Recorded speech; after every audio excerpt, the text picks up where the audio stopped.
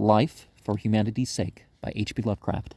It is with great interest that I have observed the widespread literary hostilities engendered by the publication of Miss Elsie A. Gidlow's article on Life for Life's Sake in the October 1919 Wolverine. Its subject is one which has attracted my speculative attention since earliest youth, and which has, on account of my decided opinions, frequently drawn me into controversy. In offering additional comment, my object is to touch upon the philosophical phase so promptly combated by Mr. Maurice Winter Moe, yet so oddly neglected by those who have held dispute on the artistic phase. Possibly, my remarks will develop into a collective reply to Miss Gidlow and Mr. Moe, rather than a reply to the former alone, since despite their opposite views on theism, both seem curiously alike in their narrowly doctrinal, as distinguished from generally philosophical attitude. Miss Gidlow has discovered the fact that there is no vast supernatural intelligence governing the cosmos, a thing Democritus could have told her several centuries BCE, and is amazingly disturbed thereat. Without stopping to consider the possibility of acquiescence in a purposeless, mechanical universe, she at once strives to invent a substitute for the mythology she has cast aside, and preaches, as a new and surprising discovery, the ancient selfish hedonism, whose folly was manifest before the death of its founder, Aristippus. There is something both amusing and pathetic about the promulgation of hedonism in this complex age of human interdependence. Well, technically, hedonism is regarding the consequences, and I don't think, human interdependence and hedonism have to conflict, right? While, of course, the ultimate basis of every human act is selfishness, manifested as a craving for self-approval, it is easy to perceive the utter and destructive impracticability of any system exalting that crude and unmoral selfishness which has not been refined into a delicate altruism.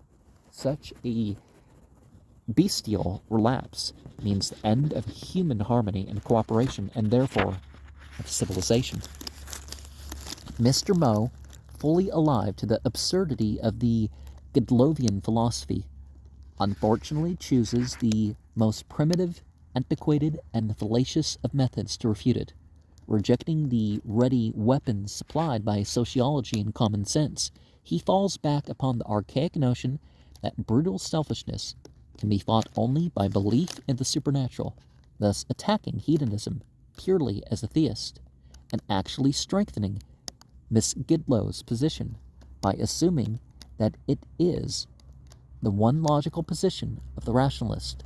Mr. Moe, in his zeal for an outgrown faith, damages the cause of practical virtue by binding religion and morality so closely together that the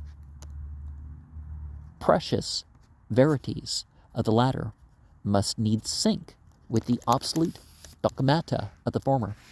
How sickening is the eternal quest for creeds and ideals in which theists and atheists alike are engrossed.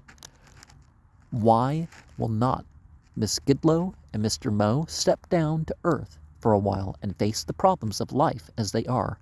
We are as all negligible, microscopic insects of a moment, waifs astray in infinity, born yesterday and doomed to perish tomorrow for all time. We have no reason to ask the trite questions of whence, whither, and why, for it is only our finite, subjective, rudimentary intellects which conjure up the notion of cosmic purpose.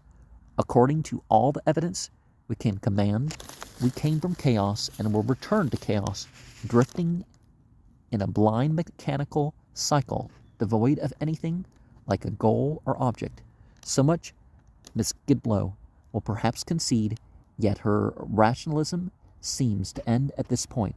Its futility having been demonstrated, mankind as a whole interests her no longer. She is joyously disburdened and flies to an individualistic gratifications. A real ethical philosophy can be founded only in practicalities. We do not need to seek for a goal, since the goal of mental evolution and the subordination of pain stands so conspicuously before us.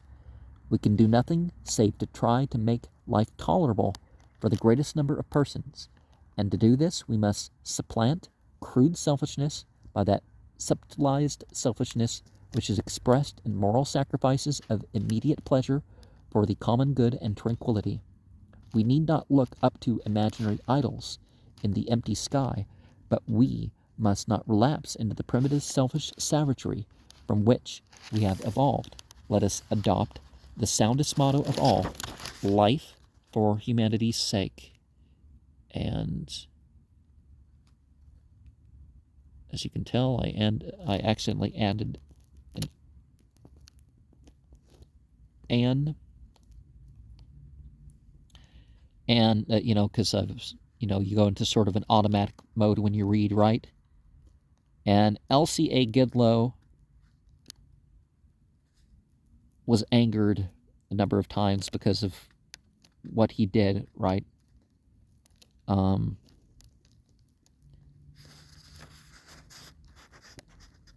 she criticized the whole aspect of the Lovecraftian sort of way of stories.